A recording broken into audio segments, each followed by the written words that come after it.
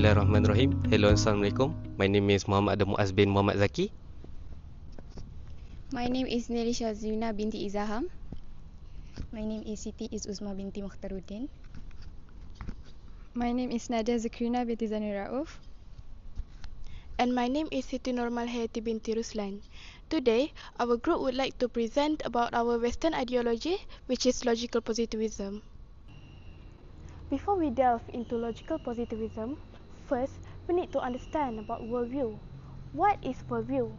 Worldview can be understood as a set of attitudes one take in a wide range of matters to understand the assumption between human reasons for their existence. For Muslims, we understand that the meaning behind our existence is to worship Allah and to obey all of His commands. But what about people in the Western Hemisphere who are not exposed to the teaching of Islam? They rejected this ideal and instead took it to their own hand in answering the ultimate question regarding human life. This has led to various new ideologies, and one of them is logical positivism, which appears to be problematic when we look at it through an Islamic perspective. In this video, we will discuss about what makes logical positivism a problematic ideology by looking at its history, the concepts, its impact, and the strengths and weaknesses. In this part, I will briefly explain the concept and historical development of logical positivism. Logical positivism is a 20th century movement that tries to make philosophy more scientific. The movement became famous in the early of 1900s, but its roots go back to Kant's distinction between analytic and synthetic truth. This shaped the positivist view that real knowledge must come from logic or observable facts. Later, thinkers like Ernst Mach strengthened this view by insisting that science should focus only on what can be observed. At the same time, new development in logic by Frege and Russell helped the positivists analyze language more precisely. After World War I, the Wiener Circle that led by Schlick, Neurath, and Carnap pushed this idea further, strongly rejecting metaphysics. Wittgenstein, Tractacus, also influenced them by arguing that language only makes sense when it refers to the fact. The movement declined after Schlick's death and the rise of Nazism, but A.J. Ayer helped spread its idea in the English-speaking world through language, through and logic. In the end, logical positivism evolved into a more flexible version called logical empiricism, which kept the focus on logic and observation while accepting that not everything can be directly verified. Moving on, I'll be explaining about the four key foundations in logical positivism. Firstly, is the deductive and inductive logic. A deductive logic deals with arguments where conclusion follows absolute certainty from true premises.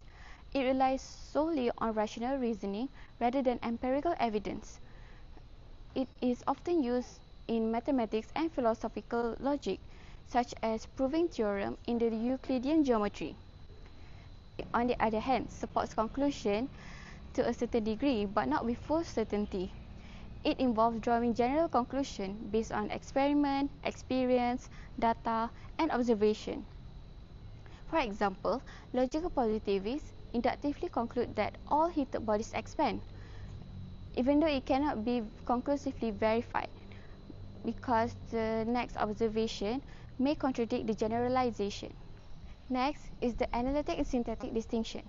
It goes way back in the 18th century, and it was introduced by Immanuel Kant, a member of the Vienna Circle. A sentence is analytic when the truth depends only on the meaning of the sentence, not on how the world actually is.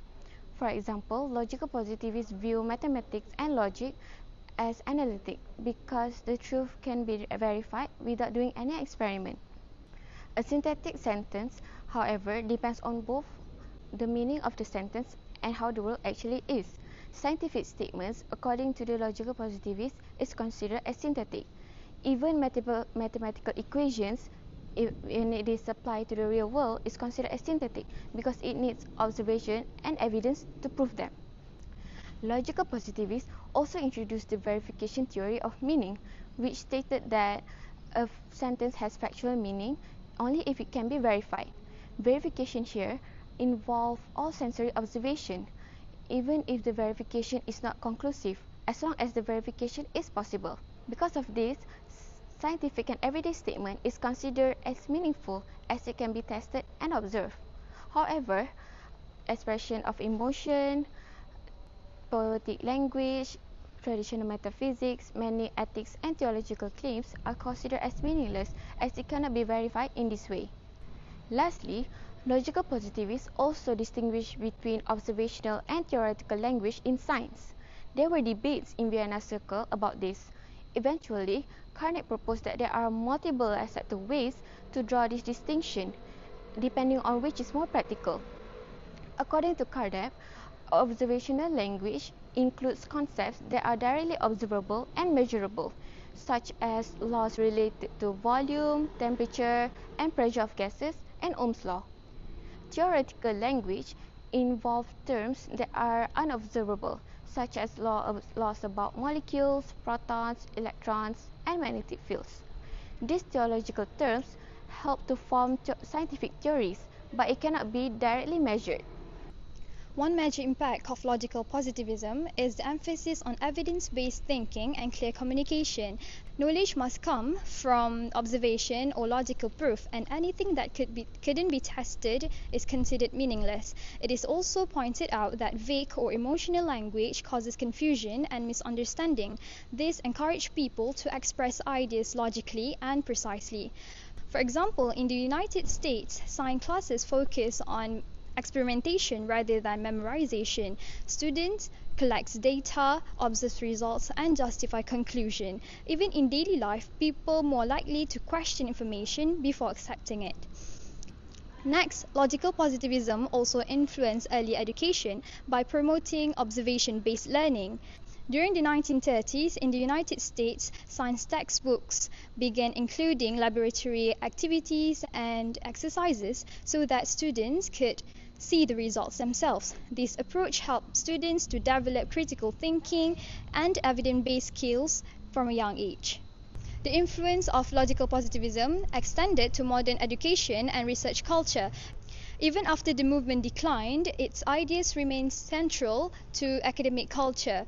Students are taught to observe and support conclusions with evidence, while scholars must justify claims with data, experiments, or citations. For example, the Vienna Circles taught students to evaluate arguments logically and based on evidence. This is the principle that continues to guide academic writing and research today. Lastly, logical positivism also strengthened the trust in scientific methods. During the public health crisis, the governments like those in the United States and the United Kingdom relies on scientific studies and also statistics rather than traditions or speculations. Similarly, modern technological innovations develop through research, testing, and verified results. This shows how positivist thinking guides scientific progress and also problem solving in society. Next, we're moving on to strengths and weaknesses of logical positivism as an ideology in Islam. Strength of logical positivism as an ideology is first, logical positivism promotes evidence-based knowledge and rational inquiry, a value that Islam encourages to seek understanding through scientific observation and reflection. If applied in a Muslim community, it would nurture a scientifically literate and intellectually curious society that values both reason and faith. This reflects the Islamic worldview of Sunnatullah and the concept of tafakkiru fi khalqillah, which urges Muslims to seek knowledge through the observation and recognize the physical world as the divine extension of God. Second, logical positivism rejects beliefs not supported by evidence. Similarly, Islam discourages following conjectures, promoting intellectual discipline. By rejecting superstition and religious innovations, bid'ah, this approach ensures the safety of the intellect and aligns with maqasid syariah, particularly around the protection of intellect, al-aql. A Muslim society guided by these values would uphold the truth and rationality while remaining faithful to divine revelation. And last, logical positivism values clarity and precision in communication. Islam also emphasizes truthfulness and responsibility in speech. Promoting honesty and logical expression fosters transparency in discourse and religious teachings. This upholds taqwa and integrity and also ensures communication reflects sincerity and moral disciplines between Muslims. Other than that, it will also encourage honest leadership and unity within Muslim communities. Moving on towards the weaknesses of logical positivism in Islam. First, logical positivism dismisses the metaphysical and divine revelations since they are empirically unverifiable. This contradicts Islam's belief in the unseen, a fundamental pillar of faith. Denying knowledge beyond the physical world leads to materialism or atheism, forms of shirk by rububiyah, specifically shirk by negation. It neglects tawheed and disconnects humanity from its divine purpose, leading Muslim communities away from worshipping Allah. Second, logical positivism dismisses moral and spiritual knowledge since values and faith also cannot be empirically verified. In contrast, Islam regards the heart as the center of moral integrity. As the Prophet ﷺ once said, if it is sound, the whole body is sound. If it is corrupt, the whole body is corrupt. Indeed, it is the heart. This goes along the Islamic worldview of Khalifah, where humans are entrusted to uphold righteousness through both intellect and integrity. Consequently, without spiritual education, issues like crime and immorality would rise among Muslim communities, thus risking social harmony. And last but not least, logical positivism's core claim that only empirically verifiable statements are meaningful is in itself self-contradictory and paradoxical. This is more towards philosophical idea instead of the scientific one. Limiting truth to physical data blinds the heart from divine wisdom. This results in an education system detached from the revelations of God, Al-Wahyu, producing individuals who are intellectually capable yet spiritually inadequate. A community built with multiple of these kinds of individuals would advance technologically but regress morally. From this video, we can conclude that logical positivism only gained its relevance due to people's confusion of faiths. This ideology has died ever since then. However, we can see the impacts of this ideology by looking at how researches are conducted and by looking at education.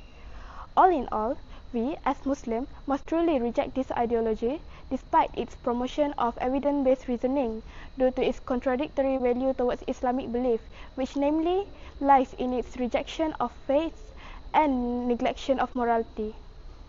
That's all from us. Thank you.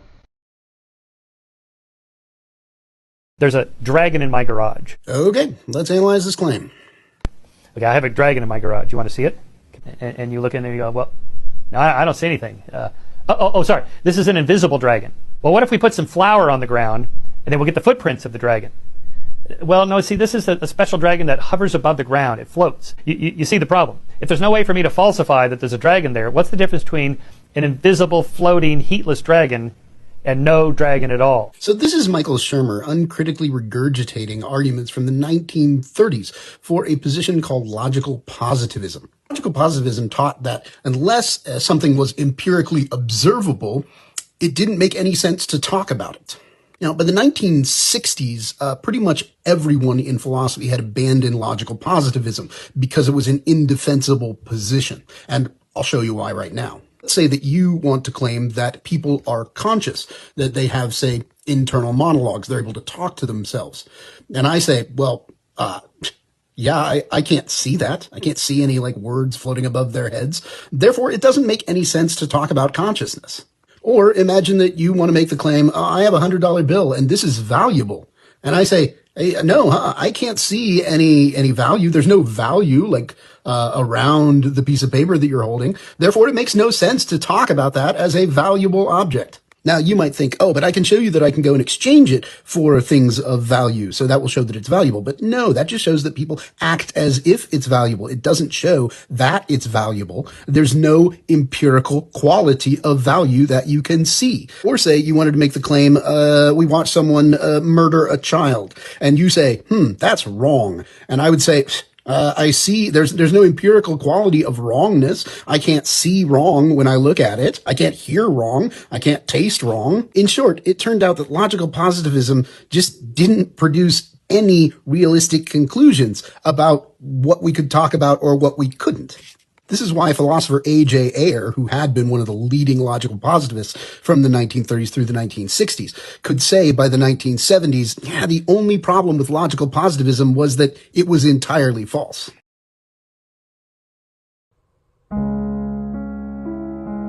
Look around and listen to the voices. What is the problem in our society? It's not lacking in passion nor in opinion, but we are haunted by a pandemic of meaninglessness. We live in a time where everyone feels comfortable sharing their spiritual standings, their inherent moral decay, and their belief that fate or God has brought them to this very moment. They speak as if feelings are facts, as if rhetorics are data. We the heirs of the Vienna Circle, reject it. There are only two kinds of meaningful statements, two categories that survive the logical autopsy. The first is the analytic, 2 + 2 = 4, a truth by definition. It tells us nothing about the world, only about the structure of our language and our logic, useful but contained. The second, the vital category, is the empirically verifiable. To know the meaning of a proposition is to know the observations that establish its truth. What is the protocol sentence? What specifically can you point to? Tell me, is this nation suffering from a collective despair? I say that statement is a pseudo problem. It cannot be tested. That is poetry, not philosophy. But you can rephrase it. Let's say the literacy rate across the country has risen by 40% since the 90s. This is a verifiable statement. We can go over the data and check the calculations. Or let's say the unemployment rate among the youths in this country is above 18%, and relatively this has led to the increase in crime rates. This is a testable hypothesis. Both leads to action, either an experiment or a calculation, not just useless arguments. Logical positivism promises to clear out all the confusing and untestable metaphysical claims from the real knowledge. It doesn't deny beauty or emotion, but it says any factual claims from them must be checked through observation. Only then it can be considered as the real knowledge. We demand clarity, we demand precision, we demand the unity of science, where the physicist, the economist, and the sociologist all speak the same language, the language of the verifiable facts. Otto famously said, "We are like sailors who on the open sea must reconstruct their ship, but are never able to start afresh from the bottom." We cannot wipe that slate clean. However, we can, bit by bit, replace that baseless speculation with a more objective and solid data and logic. The world does not need more feelings or emotions. It needs facts. Concrete, undeniable facts. And until you can give me a way to prove your statement, I will simply dismiss it. It isn't necessarily wrong, but it is simply, in the eyes of the cognitive, meaningless. Our job is to look at the social life with the real eyes. Things get messy, so the only way to really understand them is to measure and observe what is really happening. That's the only way forward.